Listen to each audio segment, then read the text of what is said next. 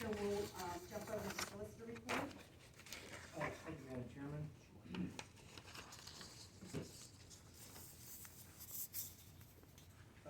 Jamie Harshman and Mr. Lawson and I had a meeting with Bruce Lawson. Basically now just post-posting for Quaker Engineering, the Tuscany Estate Development, and more importantly, with Robert Mihawk, who is one of the principals and owners of Miranda Homes. And it was encouraging to see that they confirmed there is a sales agreement for Miranda to purchase the balance of the property and take over the development. My concern was with the number of conditions that were still in that sales agreement that originally had been represented to me, Miranda was going to take care of. And these were the open items that we as a township have with Quaker. And Miranda and Mihawk and their engineers said, no, those have to be resolved before we attend a closing. So it was good that Mr. Clausen heard that from Mr. Mihawk. And then we proceeded to review the items that are still open, that need to be resolved before we are willing to entertain any more subdivisions or land development. And that's obviously what Miranda's after, they want to get it built. So he, I believe, is going to lend his professionals, his engineers to Quaker to help resolve some of the open issues, the main ones being the stormwater issue, the NPDES pond issue, the fact that the bond is not where it needs to be if they're going to improve the roads and sidewalks. And so there's going to be some engineering that's going to be involved if that bond is going to be reduced. So I think we made our points very clearly. And now that Mr. Mihawk and Miranda are very interested in the development, I think this should move forward. Pete's not here, but I think that would be, I think he would be encouraged to know the substance of that meeting and where that development is headed. I was asked to comment on the recent audits that were done by the Auditor General's office. We have 3 different pension accounts that they audit as a matter of statutory law every 3 years. And this was our term for 3 years. And the administrative, non-administrative pension, there was the requirement that we were overpaid and that we needed to be refunded, or that the state needed to be refunded.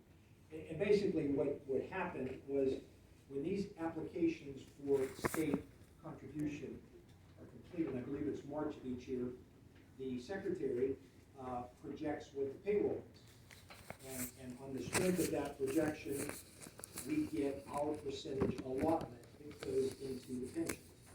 But then I believe there's a corrective document at the end of the year that needs to be filed. And I think in 2017 and 2018, we had a change of township secretaries that fell through the cracks, and that document wasn't filed. And it turned out that the actual wages for that year were less than what was projected in March, and that's not uncommon. And you could, in March, you have $100,000 in your payroll, but because of attrition or layoffs or people move, at the end of the year it could have only been $80,000.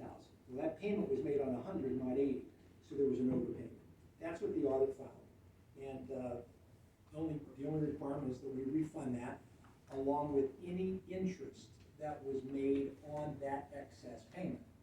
So if there was a $12,000 excess deposit because the wage projection wasn't right, and it generated $100 of interest, we have to refund not only the $12,000 but the $100 of interest. I worked with Frank on this. He looked through those deposits and said these were placed in the general account, not interest bearing. So we long ago, shortly after the audit was filed, we paid the excess money.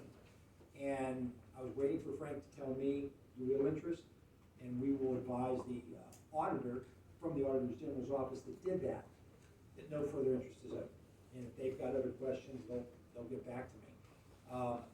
In speaking with her, she said this is very common, that they see this all the time, and it's either an oversight or a secretary is new and doesn't realize there's this second filing that needs to occur. And in our instance, I know we had kind of a revolving door with secretaries in those couple of years. So that explains why that happened. The pension. Police pension, that's a different issue. This township had a police department up until 2005, and it was required to maintain a pension fund.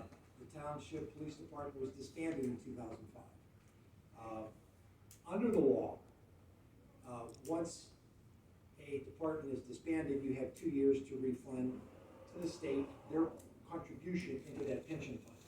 Well, that was never done. I mean, we're talking well over 16 years in multiple boards, it just was never done. This audit was off the police pension fund, and they confirmed, yep, there's $680,000 in that fund. And when we looked into it, and the recommendation was, you need to return the monies or negotiate a return of the monies. Basically, the township would put in some money into the pension fund, but the bulk of it would come from the state. And in order to be exact, we would need to do a 20-year audit just about to see what we contribute. I don't even know if those records exist. It'd be almost impossible to determine that. But the actuary for this pension is Monkenhot Benefits Group, okay? And pensions have to have actuaries that sign off on the reports, that do the projections, that let you know that if your pension is low or high, what the projected payouts might be. And I know the board around 2005, 6, or 7, they had a group that were potential payees of this pension fund. And the decision at that time was made to buy An annuity. annuities. I don't know if it's 1 or 2, but I think it was 1 annuity to cover the pension payment to that recipient. That was done. So no monies have been added to or taken out of that pension fund since 2005, as far as I know. And it's being managed by PNC Asset Management. And Frank alluded to the fact that he believes that a portion of that that's in equities of some sort should be put into just a very conservative, maybe low interest bearing checking account, money market, something to that effect. Monkenhoff is not of the opinion that we should close that account out yet. We had conversations with her as recently as today. And some of the things she pointed out is, since 2005, there have been 2 changes in legislation that increased the benefit pool for pensions. Initially, it was just for the police officer. Police officer dies, no pension. Law changed to permit the spouse of the police officer to recover, and that's what's happened. According to Monkenhoff, there is a closed group of beneficiaries right now. 1 person receiving a pension under the, not the actual pension fund itself, but the annuity, okay? So there's always a potential that that group of beneficiaries could be expanded by a legislative amendment. Likely, no, but it could happen. The second thing is, if this township were to ever form its own police department, this pension fund could be placed into that active pension account. Monkenhoff has said that they've had a couple of instances where the township disbanded its police department, it gave back all the pension money, it started another police department, it asked the state, could they have it back, and the state said no, can't have any of it. So that's a big decision that I know you've talked about. Is that in the future for the township? That's something that you need to look at. I think this is all going to come to a head by the end of the year, because we've got 3 years to resolve it. And I know that this is the year that Monkenhoff files its 2-year financial statement. It's going to be into this year. We reached out to Mr. I think it's Broadmoor. He's the head of the department that would negotiate what happens with this account. We contacted him 3 different times with no response. The 4th time, we got an email. The email was like, well, you should close it out and send us the money. Not that easy. And maybe our approach, rather than to go through a full-blown audit of 20 years to see what we contributed and what they contributed, that we make a proposal. 75-25 split, an 80-20 split, because we still have potential liability, and we would need not only the annuity, but possibly some monies. So that's where it stands right now. We will continue discussions with Monkenhoff, And when we understand all the issues and all the potential liabilities, we'll be prepared to make some recommendations. Perfect. That's it. I wanted to talk about this in the chairman's report. I couldn't have done it better than you, and thank you very much between you and Frank working on that. Thank you, Gary. Any questions from the board for Gary on any of the pension funds? For anything in my report, Okay, so